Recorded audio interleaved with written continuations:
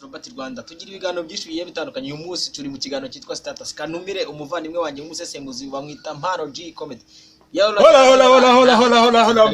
Nkuko bimenyerewe ni ya Mpano G Comedy na Prince Robert Rwanda. Aha, nkuko nsanzwe ari burababwira uyu munsi ni ugutwika. Gutwika tugendeye ku mastati abantu batwitse muri iki cyumweru.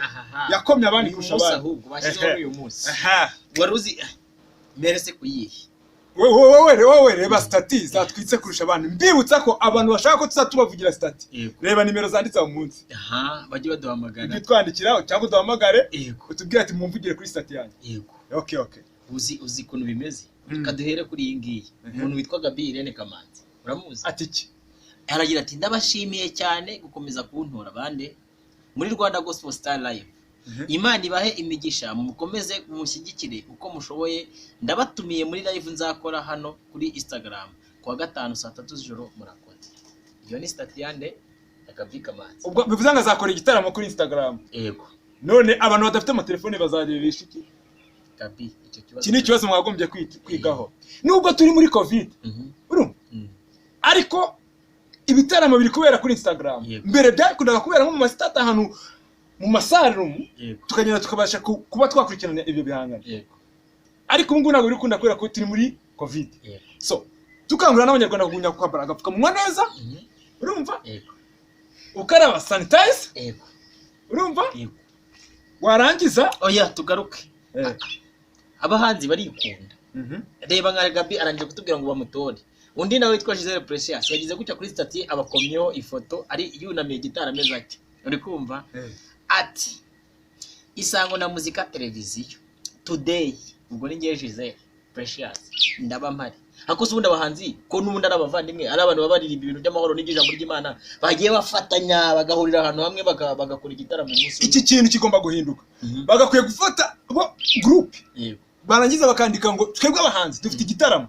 Ariko ibaze urabona abantu bafite ibitaramo abantu ari 10 cyangwa bajye bavugana bashyiraho stati ni kwa gutwika baba bashaka stati uri imwe atwika ku giti. Oya bafate stati uyu munsi urabona nka Gisele yavuze ngo ariko hano ndi kubona n'ikindi kintu ni umusore bita Epandunzi yanditse ngo birthday blessing brother Epa aje glass sa aya magambo urabona kintu mvamo birumvikana byataye. Ubundi ari kwandika ngo birthday brother blessing urumva ko ni umunyamugisha. Biravuga ko Gisele na Epa harimo akana nabyo mvuze. Basi reka tumwifurize happy birthday. Yego. Arundi yitwa Mimi. Mami ni umuhanzikazi wo muri Holy Nation uramuzi.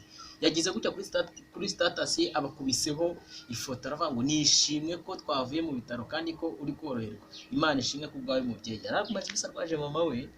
Urabona ko ari gushima Imana. Nakubwiye ngo ibintu umuntu ashyira kuri status niba biri mu mva mutima. Mami nawe dufatanyije nawe gushima Imana ko umubyeyi wawe yakize. Hano hari status yatwitse. Yego. Uwitwa Janvier. Yego. Yaravuze ati ngo abasore birirwa bavuga ngo abakobwa bakunda amafaranga. None dusesenguye reka tujye dukomurusyo tukome n'ingasi. Niba bakunda amafaranga ninde yagurishije Yesu? Ni Yuda. None Yuda yari Naomi? Yuda yari Angelique? Yari Soso? Bivuze ngo Yuda yari umugabo. Abantu bahindura ibi bitekerezo byo kubona ko abakobwa ari bo abantu bakunda amafaranga kurusha abagabo. Nta muntu udakunda iki? Abagabo nabo barayakunda. Hari undi witwa Inzagi Claude umunyamakuru wakamejeje yagize gutya kuri status abakubiseho ijambo ngo se wa George burya mwana wanjye umugabo nyamugabo avuga make. Ko nibyo abantu b'abagabo kuzige twebwe tuvuga twigize ibibwa tuvuga menshi abantu b'abagabo bavuga make. Abagore baturi nimba turi kwitwika stat. Amagambo menshi n'umwihariko w'abagore. George nawe uratubeshye kuki se abavoka abacamanza ndetse n'abapadiri bavuga menshi kandi abenshi muri abo aba ari abagabo. Ni ikibazo. Ese niyo mpamvu nyine basabwa kubanza kwambara amakanzu kugira ngo babe abagore. Claude rwose turagushuhuje nawe ahangaha wivugiye ibiri mu mutwe we. Butiki stati z'abantu nyine nyinshi bagiye bashyiraho ibintu bigiye bitandukanye uri kumva. hano hari uwanditse ngo ndabashuhuje muri covid. Dushuje muri covid akoresheje ubuye buryo. Nuko nyine stat ivuga ngo yadusuhuje mu buye buryo. Ashaka kuduhobera gusuzanya ko ari mu buryo bwinshi cyane kandi bitemewe. Noneho arangije arenzaho ngo sheri ntakatume ibyiyumviro byanjye bituma byandura covid. Ubwo yarashatse kuvuga iki? Ubwo rwanga azongera kubana na sheri we ryari after covid. Utegereje kuzobana na sheri wawe after covid ndagusabiye.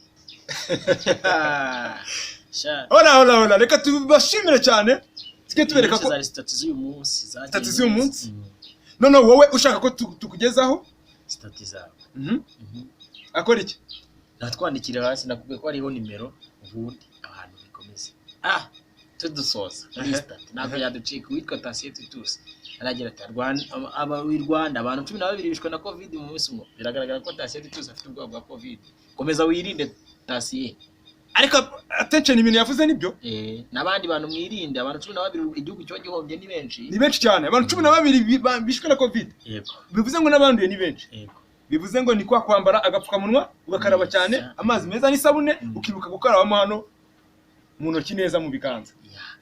Reka dushimira abantu bari badukurikiranye Status Live naho ubutaha. Ciao. Hola nandi yari Impano G comment.